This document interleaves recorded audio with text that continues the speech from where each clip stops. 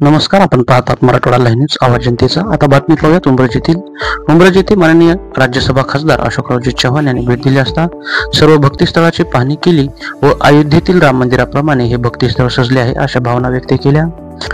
यावेळी सर्व मान्यवरांच्या हस्ते पूजा आरती करण्यात आली व महंत एकनाथ महाराजांनी संत नामदेव महाराजांचा फोटो देऊन खासदार अशोकरावजी चव्हाण यांचा स्वागत केले।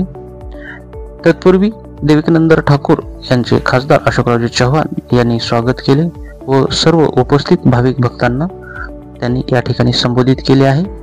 पाहूयात या कार्यक्रमातील क्षणचित्र।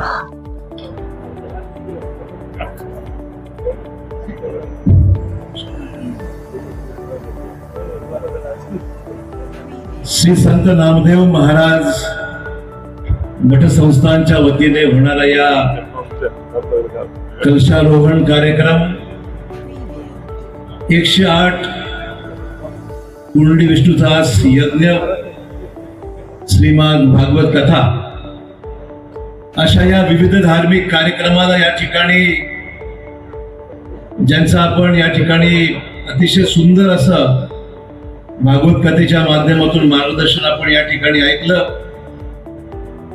परमादरणीय देविकानंदजी ठाकूर महाराज राहणार वृंदावन, त्याचबरोबर आपले संत एकनाथ महाराज उमरजकर आज या उमरजमध्ये लाखोच्या संख्येने आज मोठ्या प्रमाणावर एकत्र झालेले सर्व भाविक मंडळी, बंधू भगिनी आणि सहकारी मित्रांनो, आपल्या सर्वांना जय श्रीराम। मैं महाराज जी आपका तहे दिल से स्वागत करता हूं। हमें बड़ी खुशी है कि आज उमरज जो एक तीर्थ क्षेत्र के रूप में यहां उभरा है, वहां आज आप देख रहे हैं कि लाखों की संख्या में लोग यहां पर उमड़ रहे हैं, आ रहे हैं सिर्फ और सिर्फ आपका प्रवचन सुनने के लिए, विठ्ठल रुक्माई का दर्शन करने के लिए और इस तीर्थ क्षेत्र को हमेशा अपने दिल में बसाने के लिए ये सब यहाँ पर मौजूद है। और इसीलिए हम सब के लिए बहुत ही अभिमान की बात है कि हमारे एकनाथ महाराज जी ने बड़ी तपस्या करके इस क्षेत्र को एक तीर्थ क्षेत्र के रूप में आज उभराया है। बहुत बड़ी पैमाने पर मेहनत करके उमरज के लोगों को, नांदेड़ वासियों को, सबको इकट्ठा करके आज इसका स्वरूप जो आप देख रहे हैं वो शायद 1 साल पहले नहीं था, पर पिछले 10-12 साल के अथक प्रयत्नों से इस बात को हम गवाह है। हमने देखा है कि कितनी मेहनत, कितनी लगन और कितनी श्रद्धा के साथ ये काम यहाँ संपन्न हुआ है। आज मैं जब मंदिर का यहाँ पर निर्माण हुआ है, मंदिर पुराना है, आसपास का पूरा क्षेत्र जब यहाँ पर नया देखा तो मुझे अयोध्या की याद आई, श्री राम मंदिर की याद आई। इतना बड़ा काम, राम मंदिर का काम कितनी तपस्याओं के बाद, कितनी कठिनाइयों के बाद, इस देश में बड़े संघर्ष के बाद श्री राम मंदिर का वहां पर निर्माण हुआ है। आज उमरज का ये मंदिर विठ्ठल रुक्माई का मंदिर हो या श्री राम का हो, भगवान तो एक ही है जिसका स्वरूप हम यहाँ पर देख रहे हैं। और इसीलिए आज जब यहाँ पर आपको सुनने का भाग्य प्राप्त हुआ, इतनी सरल और सीधी भाषा में आपने जो भागवत कथा यहाँ पर सुनाई, लोगों को मोहित किया, लोगों को आकर्षित किया। ईश्वर की भक्ति आपके पूरे प्रवचन में, उसका सार अगर हम देखें तो इसमें ईश्वर की भक्ति हमने करनी चाहिए और क्यों करनी चाहिए, इसके बारे में आपने बड़ी सीधे और सरल भाषा में हमारे देहातों के लोग, हमारे नांदेड़ के लोग, मराठवाड़े के हमारे लोग, इनको आपने बतलाया है। माता पिता का आदर करना, संतों का आदर करना, संस्कार कैसे होने चाहिए और जीवन का सार क्या होना चाहिए, ये सब आपने संक्षिप्त में यहाँ पर लोगों के सामने रखा है। मैं समझता हूं इससे बड़ी और क्या बात हो सकती है। हमारे समस्त साथी दिन भर अपने कामकाज में व्यस्त रहते हैं। किसान अपनी रोज की मुश्किलों से, तकलीफों से गुजरते हुए अपना समय व्यतीत करता है।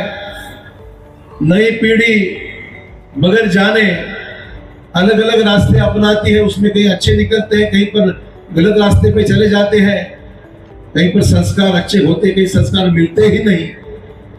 ऐसे सब हालात में जब आप जैसा तपस्वी यहाँ पर संत आके कुछ बात कहता है, तो मैं समझता हूँ जीवन का अगला दौर हमें बिताने के लिए एक सरल मार्ग यहाँ प्राप्त होता है। अगर मैं कहूँगा तो गलत नहीं। एक दीप स्तंभ की जरूरत होती है। जब तूफान में जब नैया खसती है तो उसे रास्ता दिखाई नहीं देता है। बादल, गहरा समुंदर और समुंदर में तेज चलती हुई हवा को देखने के बाद में नैया जब फंस जाती है तो सामने दिखाई देता है दीप स्तंभ। आप दीप स्तंभ की तरह हो तो समाज को परिवर्तन के रास्ते पर ले जाकर उसे जीवन का सार क्या होता है और क्या करने में ही इसमें फायदा है, यह आपने बड़ी संक्षिप्त में बताया है। जीवन का सार यही है। जीवन के कठिनाइयां, मुश्किलात तो भगवान को भी नहीं छूटे, सबको इसमें गुजरना पड़ता है। तो जब दीप स्तंभ में रास्ता बताता है तो ये हमारा जो प्रवास है, हमारी जो जर्नी है, वो थोड़ी सुखमय हो जाती है, तकलीफ कम होती है और रास्ता दिखाई देता है। तो इसीलिए आज जब आप यहाँ पर आए हैं तो मैं आपका स्वागत करना मेरा फर्ज है। मेरे जिले में आप आए हैं, मेरे डिस्ट्रिक्ट में आप आए हैं, मेरे राज्य में आप आए हैं, इसलिए आपका बहुत बहुत स्वागत। वृंदावन में आने का मौका आपने न्योता दिया तो जरूर आके आपका प्रवचन पूरे दिन भर के लिए सुनने के लिए बड़ा आतुर हूँ और आपसे मिलने के लिए जरूर मैं आऊंगा। आणि तुम्हा सर्व भक्तगणांच्या वतीनं या ठिकाणी स्वागत करतो। आपल्या मनावर खोरी बाण्याने भोगळ्याचा हार घालून या ठिकाणी अशोकरावजी चव्हाण साहेबांचं स्वागत झालेलं आहे। आपण सर्वांनी टाळ्या वाजवाव्या अशी आपल्या सर्वांना विनंती करतो।